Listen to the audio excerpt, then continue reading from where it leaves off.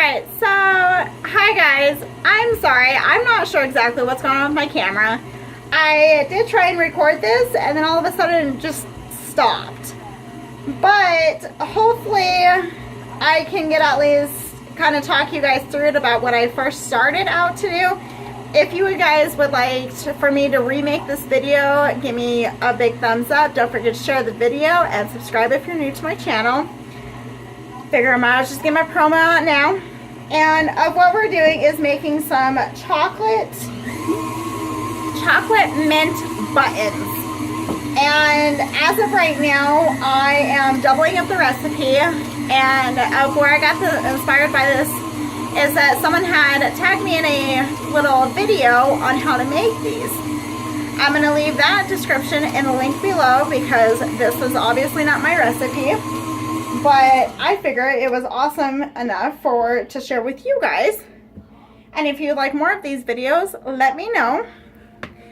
And I am doubling up the recipe because I'm going to be passing these out to just about everyone. And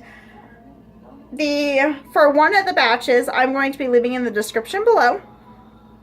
And so, of course, if you have double, just double it up.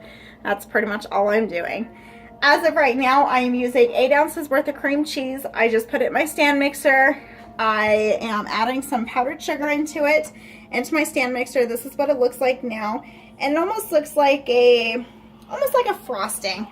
And that's all I've done to it. I have not added anything else to it. And again, this is chocolate mint buttons. And I'm kind of excited to make these.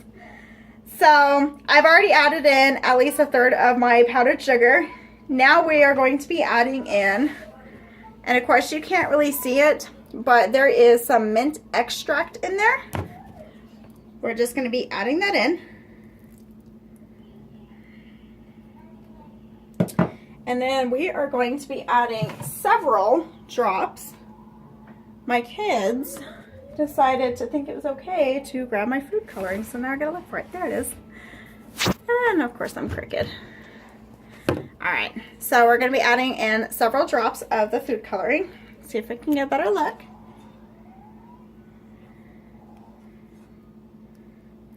I want these extremely vibrant, so I'm gonna be adding in quite a bit. Perfect. Now we're just gonna be mixing this up. Look at that. Oh my goodness, and it smells so good.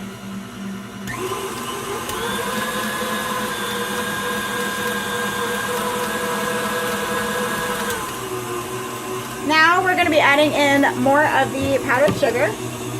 So if I can get kind of a better angle here. It's not going to be perfect, and I'm sorry. If you guys have a better way of where I can get, you know, like a down angle at what I'm doing, I would greatly appreciate it. Just going to be adding in more powdered sugar. Never ever put, unless you want it to be filled with the powdered sugar or the flour, never put it on full speed right away. Always put it on low, and then once at least half of it gets incorporated, then you can gradually increase the speed, but never just full blown out speed.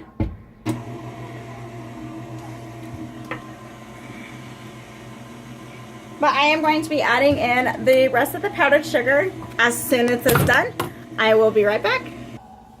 Okay, so I have fully incorporated all of my powdered sugar in with my cream cheese mixture. This is exactly what it should be looking like. Being how my stand mixer was not able to handle after I had incorporated everything into there, I did have to use my hands to mix everything up, especially scooping from the bottom, because a lot of it did stick out to the bottom. That is completely normal. Now what you're going to do is that I am taking my smallest cookie scooper. I'm going to be filling this up. So about like that. And I'm going to be placing it on my parchment paper. And I am going to be filling this up. As soon as I get this all filled up, and possibly a second one, I'll let you know on what to do next. Okay, so what I did is that I just finished up the rest of my cookies. I do still have a little bit in here, so I'll probably be sticking that in the fridge. Now I am just taking my little buttons I'm dipping a quarter teaspoon into some powdered sugar at the bottom of it. And now I'm going to be just right in the center, kind of wiggling around a little bit, and it makes that little indent. If there's some powdered sugar in there, that's okay because there's powdered sugar in there. If you do not want the excess powdered sugar, take like a little pastry brush and kind of just fill it out, or at least kind of brush it out a little bit. But that's what they look like for now. Now we are going to be putting these into the fridge, letting them set, and then while they're setting, I'm going to make some chocolate chocolate ganache, and filling up the little buttons with the chocolate. And I'll be right back as soon as I start getting those in. If you would like to learn on how to do the chocolate ganache, check out the description below. It is very simple and easy. It's just mini chocolate chips or just the regular chocolate chips and some heavy whipping cream. And again, all the measurements are down below. Okay, so I just pulled these out of the fridge for at least about half an hour, and they are nice and set. They look absolutely beautiful. I just chose to leave the powdered sugar in there is because we're just going to be covering up with ganache. I do not have a regular standard piping bag. Sorry, I was just coming up the stairs. I don't have a regular piping bag. So what I did is that I just made the ganache, let it set for a little bit, let it cool down, and put it in a Ziploc baggie and cut off the end of it. And that's what we are going to be using. If this doesn't work, then I have a different idea, but I'm gonna at least try it for now. And I'm just going to slowly,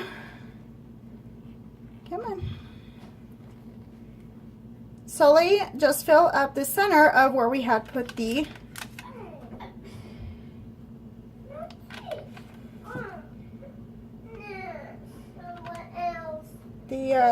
center in with the teaspoon. And this is actually working out just perfect. Doesn't need to be going overboard. Does not need to be perfect because again, these are homemade. And you just do these on every single one of them. After you are done filling these all up, you just put it back in the fridge for about half an hour, 45 minutes. Wait for the chocolate completely set, and then you dig in.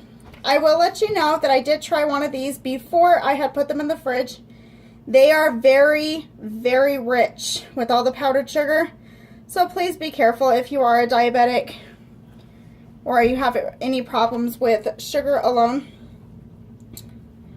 But look at those beauties. I absolutely am in love. But that is the chocolate mint buttons. If you make these, please let me know in the description below on what you feel on what else we should put on here. I personally think these are more of a Christmas thing, and I know it's Thanksgiving, and if you don't celebrate Thanksgiving, it's just going to be any other day, but I promise you these are absolutely amazing. And again, these are very rich. These made, oh shoot, I want to say probably about 3 to 4 dozen.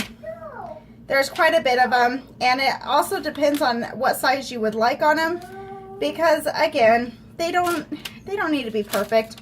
They don't need a big size because these are good enough just as they are. But again, if you're new to my channel, please subscribe. Let me know in the comment below on what you would like to see next. I did see your comment about homemade stuffing. That actually just might be my next video, so stay tuned. Bye guys. Mwah.